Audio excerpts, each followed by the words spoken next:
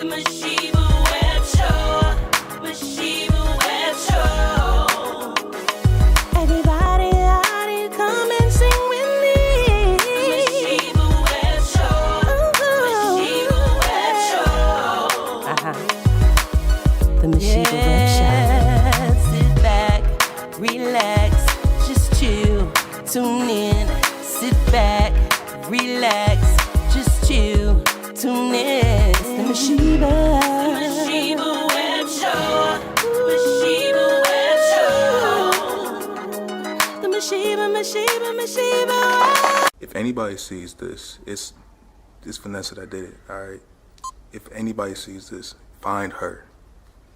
She's looking at me right now. She's grabbing a knife. No, I'm not. She's grabbing a knife at this very moment. No, I'm not. I'm not doing that. There's a knife behind her back, actually. Oh my God, what's that behind you? See, you can't be doing shit like that, bro. I think we go under. Go under? Yeah, I think you ever limboed before? I think you're supposed to limbo. Underneath that part. Well, we made it back to another episode of the Masheba Webb Show, and I am your hostess, Masheba Webb. And today, we have an amazing show for you. I have one of my friends, listen, he's like family, all right? I call him little Arron, okay? That's what his name is for me. He's one of my girlfriend Felicia's son, and he is an amazing actor. I did not know that he had all of this going on, okay? First of all, what is your name, sir? My name is Arron Lintez. Yes, and this is your second time at the Masheba Webb Show. Yes, ma'am. Now listen, what is going on with you? You have all of these things that you do. You're a master trade. You do a lot of things. But how did you get into acting? That's a good question. Yeah. So I chop it up to a few things. Now, number one, my father, big inspiration to me. He was an actor, playwright, director. He was all of it. He was a creator in general. So I learned from him as I was growing up. So I took the inspiration that he gave me and then kind of applied it to my own life. Absolutely. But I have a few people that I can kind of attribute to like me actually becoming an actor, all from high school. So the first person I'll talk about is my actual drama director. Yeah. He kind of peer pressured me into doing it. So I was an athlete in high school. So he asked my mother if I was into acting and everything, and she kind of snitched on me and told him that my father was an actor and everything. So he took an entire class, a 60-minute class, to basically just convince me to join. Wow. Him and one of the other actors, they came into the class and just took the entire class to convince me, and I actually joined. So I went to a rehearsal because of the fact of one of my friends' mothers. She used to drive me home from school every day, and she told me, why not do it? Absolutely. It doesn't take anything to not do it. If you don't like it, then you don't like it, but you might like it. So she convinced me to do it. I went to a rehearsal and then auditioned and got the role, and then from there it kind of just trickled down, and now I'm here. So all right. Yeah. My goodness. So before we get into all of this, is this what you want to do? Because you so talented and gifted. What is it that you really is acting going to be a part of? Are we going to see like you on the big screen? Is this it for you? That's the plan. Okay. My passion is acting. Well, my passion is creating in general, especially in the film world. But I think acting is my strong suit. Okay. So right now, I'm an entrepreneur as well. Got my business that I run that we talked about last time I was here. But acting is definitely like it's the main goal. Wow. My goal is to be a working actor, a successful actor. Yeah. But I also want to be able to create in general. So I want to get into directing. I've done a little bit of it before. I want to get into directing. I want to get into writing, producing, all of it. But I just want to be in the film world, Wow. So, Now, listen. Let's talk about this movie that you sent me. Now, describe what you sent me. Okay. So, what I sent you was the latest film that I starred in, called 6 Months to Impact. It's technically a student short film, but to me, it's far from a student film. It's not what you think of when you think of a student film. Filmed it down in South Florida earlier this year. The director and producer is actually a 17-year-old student. Well, he was a 17-year-old student when we made it. now 18. He's a student out in New York now. But this is how do I put it? It's a deep character analysis, diving deep into like a heavy situational, event, but also diving deep into just the emotion of our characters. Absolutely. One of my friends put it kind of well. It's kind of like an apocalyptic melodrama, if you want to put it in a way. So, yeah, but it's a short film, nevertheless. But it's a lot more than what you think of when you think of a student film. So were you just the actor? Did you do any input as far as producing or? Okay, so that's kind of a tricky question because I was a star actor of it, but I put in a little bit of money to it. But the main thing that I try to tell people that I brag about, I wrote a couple of the scenes in it. Come on, that's what I want to get to. Yes. So, well, we'll talk about which ones later, but keep going. Yeah, no, I wrote a couple of the scenes in it. I was the main actor in it, but I've been doing a lot of actual like the marketing for it. I wouldn't say a marketing director, but me and my director and the producer, we've been working together for like the past 6 months, just trying to get it out to as many people as possible. So we have meetings, we talk on the phone all the time, trying to find a way to make sure that people actually see our film. So absolutely, I say I'm kind of a marketing, director. Marketing, absolutely. Now let's talk about the actors that you worked with. Who are these phenomenal people? So my co-star Issa Chavez was actually an 18-year-old high school senior at the time of creating it, at the time of filming. She's, from what I remember, she's kind of a newer actor. She's done a couple things before, but this was like her first major starring role. She did good. Amazing. She did. she did good. I could not have asked for a better co-star. Absolutely. Our chemistry was very. You definitely had chemistry. It was like we knew each other for our entire absolutely, lives. Absolutely. And that's what it takes. Honestly, yeah. That's what it takes. Now there were some scenes that were cut out there where we had extra, actors. Somebody that's very important to the film that we actually didn't use, but he helped me a lot during the scenes, like especially first day. We shot a lot of stuff our first day with him. Now let's talk about that, because when you're making a movie, and I'm a content creator, we are content creators, and when you're making content, my God, there's a lot of decisions to be made. So tell us about the process of how you guys pick and eliminate. Okay, that's that's a good question. All right, I'm gonna give myself a hand on that one. That was a good one. So it's all about the story that we're trying to tell. Okay.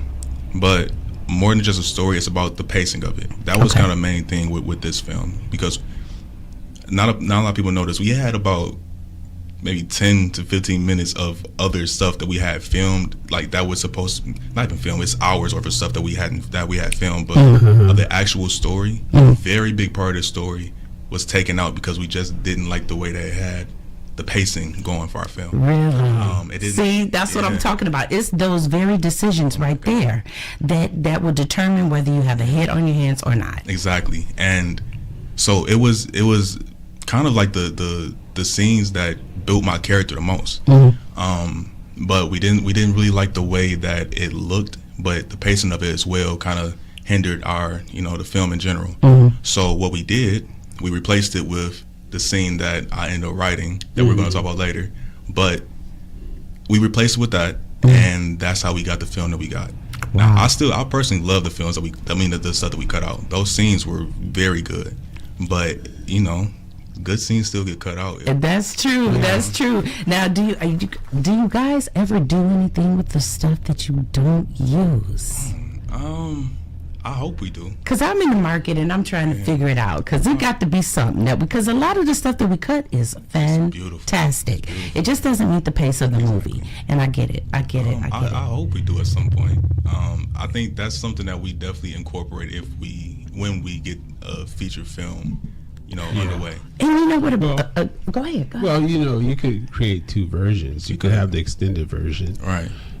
For people that want to get the the original cut. Right. Absolutely. You know what I mean? So yeah, I've been joking with the director, Santi. Shout out Santi as well. I've been joking with him that we need to make a director's cut, a Santiago Salazar cut, to this film.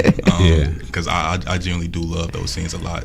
So I was kind of hurt when he cut them out, honestly. Wow. Yeah, that's the thing about art. You know, like I'm a visual artist as well, and you know, when I paint, there's so much things that I would like to add, but you know, sometimes you just gotta get into basics with Exactly. what you want the audience to see. Absolutely. Because you know, to the artist, we go through a lot of thoughts, but we have to pick out the thoughts that are going to make an impact. And so that's what I think Absolutely. what you guys are looking for in the film. You know, although you know those extra scenes, they shouldn't be discarded. They should be put in the director's cut. We would. I would love for that to happen. Santi, you heard that. Let's get it. Period. Let's get it. Yeah, it has to be some type of production you can do. You know how they do bloopers? You know how they put all the bloopers together? Yeah. I've never seen someone take all of the content that they didn't use and just made a spectacular movie, because that's interesting stuff. Yeah. That is interesting stuff. So listen, let's bring up the first clip. What is this clip? Break it down. What are we looking at? So this personally is my favorite clip of the movie. Well, favorite scene of the movie. It's the scene that I wrote myself. So a little backstory. I was called. This was maybe day 3 or 4 of filming. I was called as soon as I got home from the set, probably about 12 o'clock at night. And it was Santi, and he called me and was like, you know, Arron, I don't think we're going to use any of those scenes that we shot the first day. And I know you was tripping, right? First thing he said was, you know, Santi, what are you talking about? Right. And he told me why, and I was like, okay, so what do we do to, you know, to fill that void? And he was like, can you come to my house at 6 o'clock in the morning tomorrow so we can get this done? Now, mind you, He's serious. He's serious with it. Now I'm about 45 minutes from where he was at. I was staying in Fort Lauderdale. He was about 45 minutes from where I was, 45 minutes west. So I had to get up at about 4:30 in the morning. Yes, you did. I got my stuff together, got over to his house, and we ate, and we just went to work. We sat down and brainstormed the entire scene, and then he told me, he was like, okay, well, we need a monologue for this. So I sat down on his couch and I wrote an entire monologue in a matter of maybe an hour. We brainstormed some different things on how to get it done and everything, and how to make it pace better. I would send him different versions of it. He'd tell me, all right, well, replace this word with that. You know, we're just sitting there making it work, and then we filmed it that exact same day. My God. Wrote the monologue, filmed it, and then we went back the second day to perfect it, and that's the scene that we got, you know, in the film. And then from that monologue actually spawned the second scene that came right after it, which was the man in the middle of the road. That scene came from the monologue that I wrote. Wow. So that's why I say what I meant. 2 scenes that I wrote in there, it came from that. So well, let's pop it on the screen. Let's go do it. right here on the Masheba Webb Show.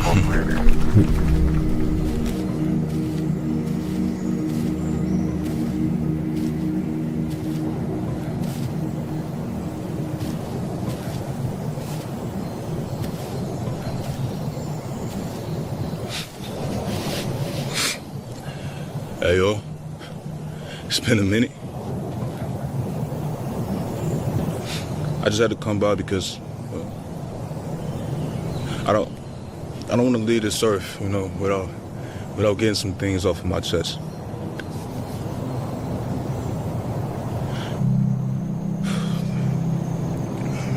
I was driving down the street the other night when I came across this guy. You know, he was just in the middle of the road. And he saw me, but he didn't move. Like, he didn't even try to avoid me at all. He stood there. It's almost as if he wanted me to...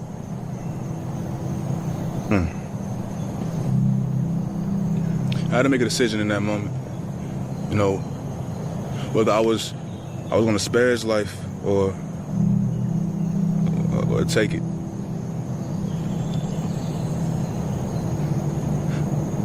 I could see the emptiness in his eyes.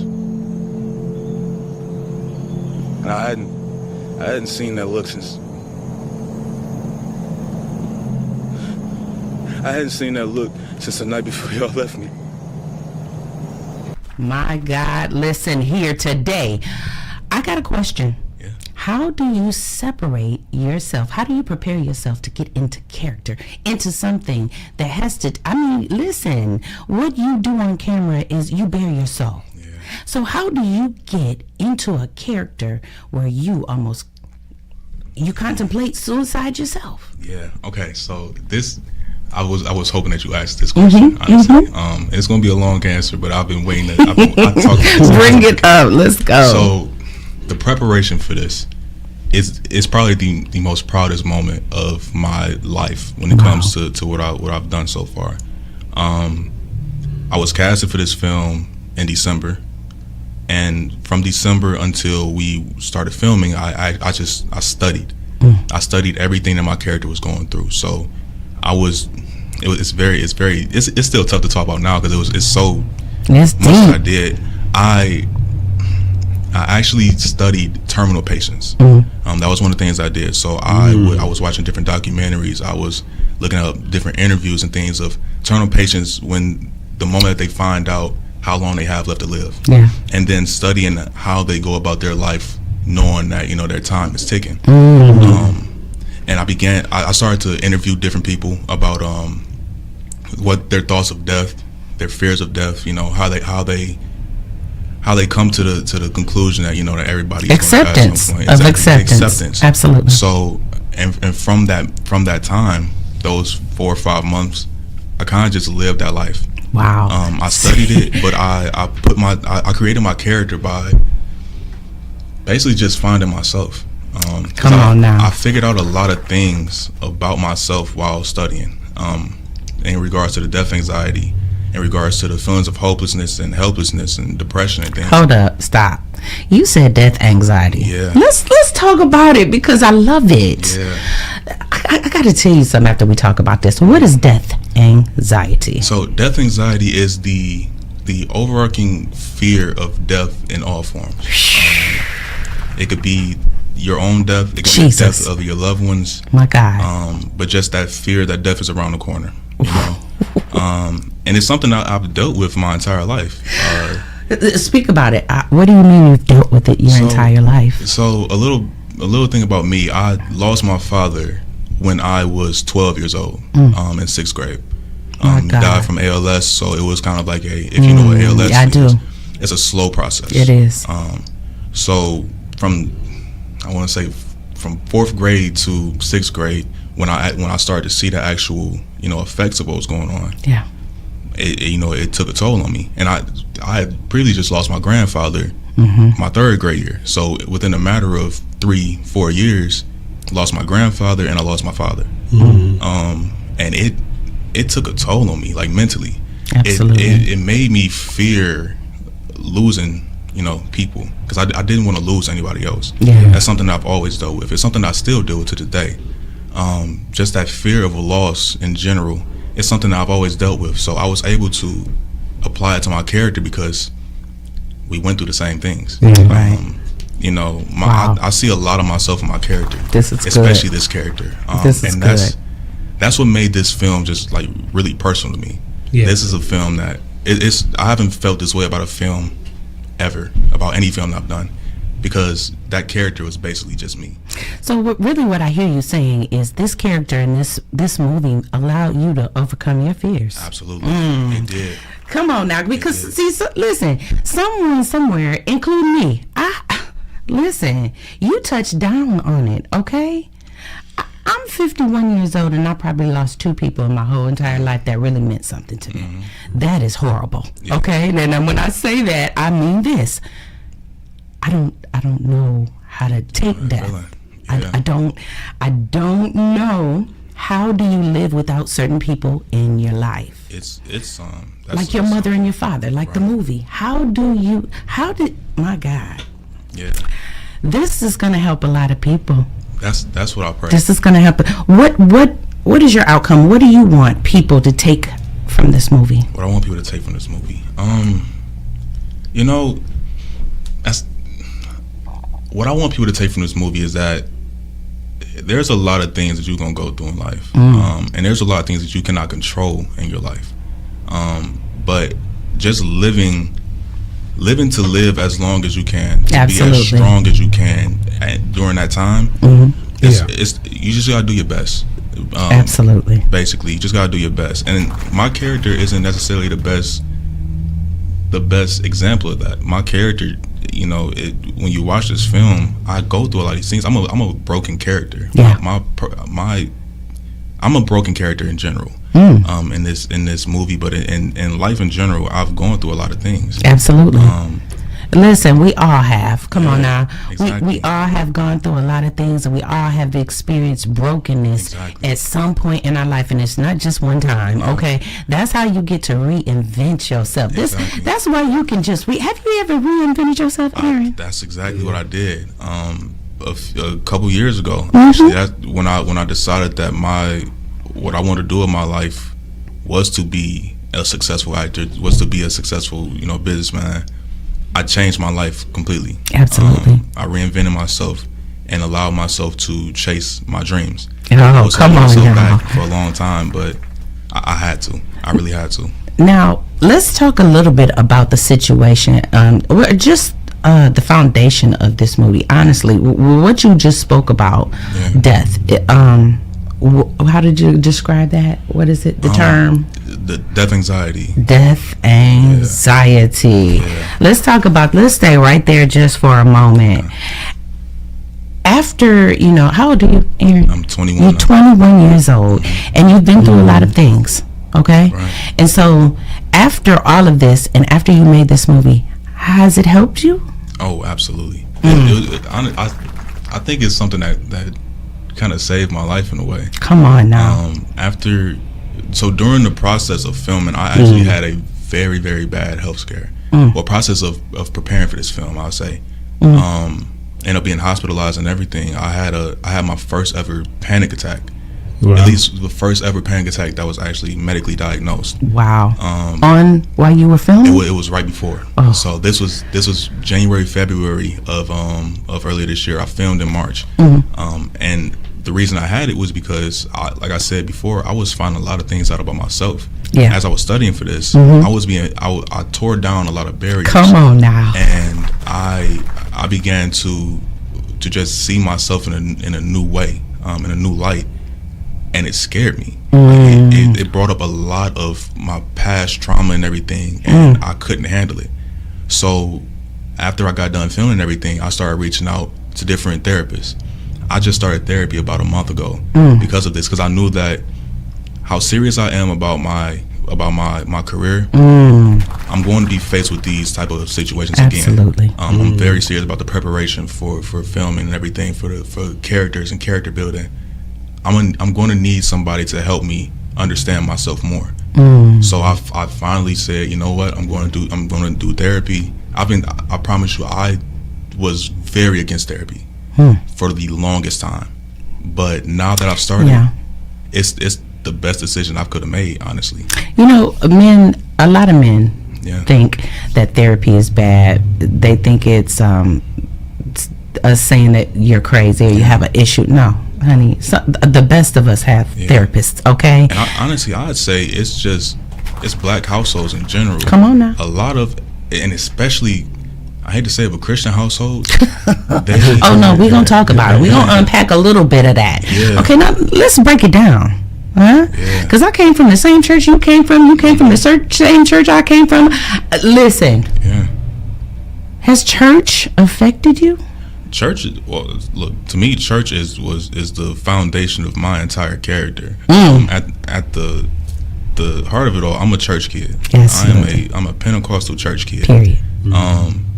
And my relationship with God has always been kind of a rocky one, but it's began to become stronger. Absolutely. I say. And it's helped me a lot. I put my faith and my trust in God a lot with the things that I do in my life. Always asking for guidance. I trust in the Lord. That's the best thing I can do. Come on now. Listen, you better. Yeah, exactly. You better trust in God. Yeah, no, church is it's built me to be the person I am today, honestly. Listen, and let's shout out your church out right now. Yes, Shout out to Miracle Tab. Yes. And where the pastor is? Annie Hutchinson. Annie Hutchinson. We love you, Miracle Tab. Shout out to my girl Felicia. Now, do you have another clip that we showing today? I do. Yeah. Okay. Now, let's talk about this next clip. Okay, so this one is kind of it's a very heavy scene, but it's also extremely funny.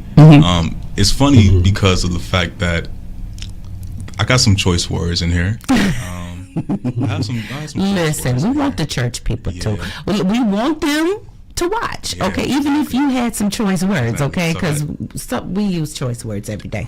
Okay, we do, and you know it. Quit playing. So the first time that I showed my family this, my grandmother and my mother. My mom, she knows, that, but my grandmother isn't used to hearing me, cuss and everything. I had a film before that I did where the first time they heard me cuss. So they had already. What did your grandmama say? That first movie that I did, she couldn't take it. She couldn't watch the movie at first. Like she was the entire time. Like she watched it, but she didn't hear anything that was going on because all she heard was, Arron is cussing. He cussing. So, all right, the cussing deacon. Exactly. All right. So when this film came out, I warned them. I was like, it's not as much, but when I do cuss, it's very intense. Right. So we watched it, and what did they say afterwards? So, my grandmother said, "You know what? The movie was great, but it's a lot of cussing. Said all those F's. Like you can't. It didn't have no oil. Exactly. Okay, that's what they was looking for. All right, this is a life lesson movie. All right, this is a condition. And listen, I think all the Christians should watch it. Actually, I do. So. I believe so. Because I'm telling you, the devil be sitting there traumatizing us, Invisible Satan just be sitting there. You know your mama gonna die, right? Yep. What you gonna do? Exactly. How you gonna even breathe? Do you know I suffer from that? Really? Yes. Yeah. Every single day. I do too. The love of my life, my mother, is still living, and I'm grieving. What kind of mess is this? It's terrible. Yeah. Every day I think about it. Every single, more than once a day. When I wake up, in the middle of the day, in the early afternoon, in the late afternoon, especially at night, and in the middle of the night, I stay up most of the time. Yeah, it's terrifying. Let's talk about how do we get over? What are some of the tools that we can use? To get over some of this death anxiety. It's something that I'm still trying to figure out myself. But I would say you just have to. You got to realize the situation that you're in. Reality is everybody is going to go at some point. Everybody has their time. Absolutely. Including you. Absolutely. So the best thing you can do is just enjoy. You got to live in the moment because it's going to happen at some point, whether you want it to or not. It's going to happen, and that's what I've been telling myself. And it doesn't, it helps me, but it doesn't make me feel good per se. Absolutely. But death doesn't. It's not going to feel good, like at all. Not at all. But what can we do? Okay, we mentioned counseling. Yeah. We mentioned that. That's number one. Get you a Dr. Sabrina. Get you a Dr. Sam. Get you a Dr. Tony. It's okay. Yeah. It is completely okay. I promise it is. You want to sort your life out. You want to start over. You want to reinvent yourself. Go get you some counseling. Yeah. Get you a counselor. Would you recommend Christian counseling? That's what I have. Okay. Yeah. You want to have a therapist that aligns with your beliefs. Absolutely. So my therapist is a Christian black woman, because I wanted to have somebody like that because I knew that she could understand my position in my life, understand my beliefs, but also be able to better help me articulate what I'm going through. Absolutely. That's very important to me. Having somebody that understands you, from a point of religion, but absolutely also a point of your soul, life. My therapist retired, child. Didn't even tell me to the last visit. I went in, he said, you know what? Arron, listen, baby, I was good. My life was going well. As long as I could see that counselor once a month, I go in there. He said, this is your last visit. I'm retiring. I broke down. Oh, yeah. I absolutely broke down. This man had a whole office full of people waiting, and he took the time. I'm going to say it again. He sat there. He let me sit as long as I needed to sit and cry and talk, and he didn't push me out. Yeah. Get you a counselor. Get you somebody that you can be yourself with, okay? Because everybody needs somebody. And if it's someone that you don't think you can trust, that is when you find a counselor. Yep. They're bound by the client privilege, like the what is it, the HIPAA laws? Something like that. They can't be going and telling your business. So that's the best thing you can do is get you a counselor. Okay, so this next clip, break it down so we can show it. This is a clip. This is kind of like the beginning of the end. I like to say for my character and for the story in general. Okay. It's a car scene where I'm faced with the fears. Well, all the fears that I've been living with my entire life as a character. I'm faced with them head to head, and I don't know how to really react to it. Yeah. Without saying too much, but it's just like I said, it's the beginning of the end for everything that was well in this movie. Yeah. Honestly speaking, I'll rather just let the clip speak for itself because it's a powerful scene. Right here on the Masheba Webb Show.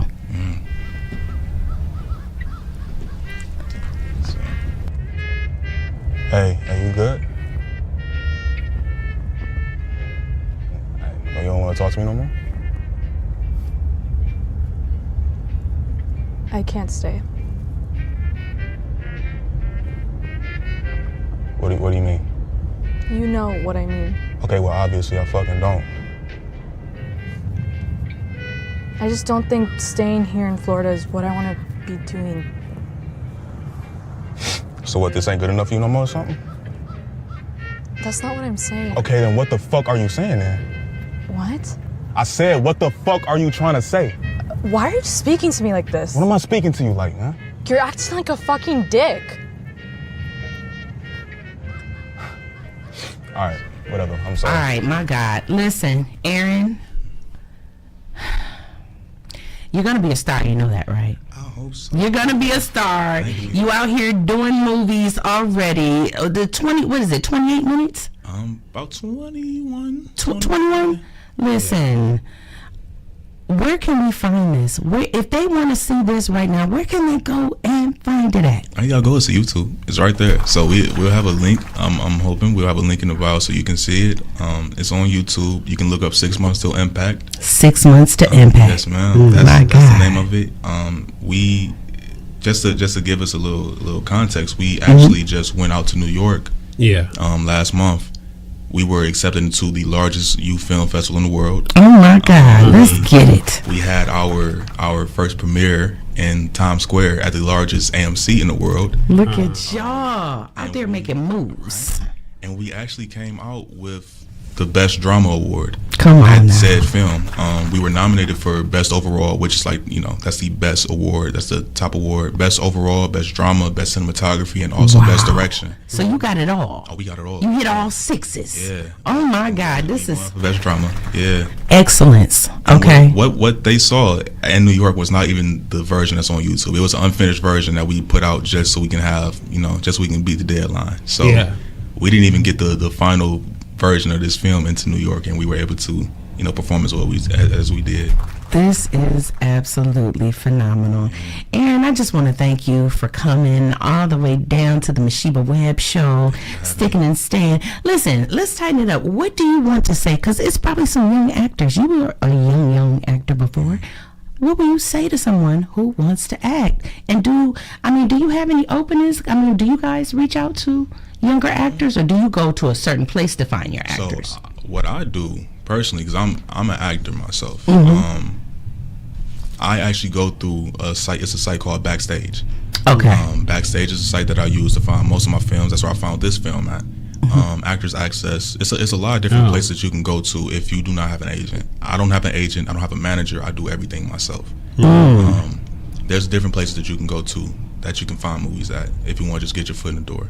But the main thing I would say is just don't try to be too cool for acting. One thing that I had to learn, I did about a month out in Hollywood to study last year. And one thing one of my teachers told me was that there's no, you have to make a choice. You have to make a strong decision when you're acting. Absolutely. Right? You can't sit there and be in your head. You can't think, okay, well, I'm gonna look stupid doing this. We don't care. Right. Because if you feel like you're doing too much, you're probably not doing enough. Absolutely. So as an actor, Yeah. get out of your head. Yeah. Don't try to act too cool. Don't be afraid of looking stupid. And just be free. You know. Yes. Don't think too much when you're doing it. As an actor, thinking too much is going to hinder your performances. You'll come off too robotic. Absolutely. You want to be a natural in it. Absolutely. Just, Every single time. You got to become the character. Absolutely. If anything. This So, is beautiful. yeah.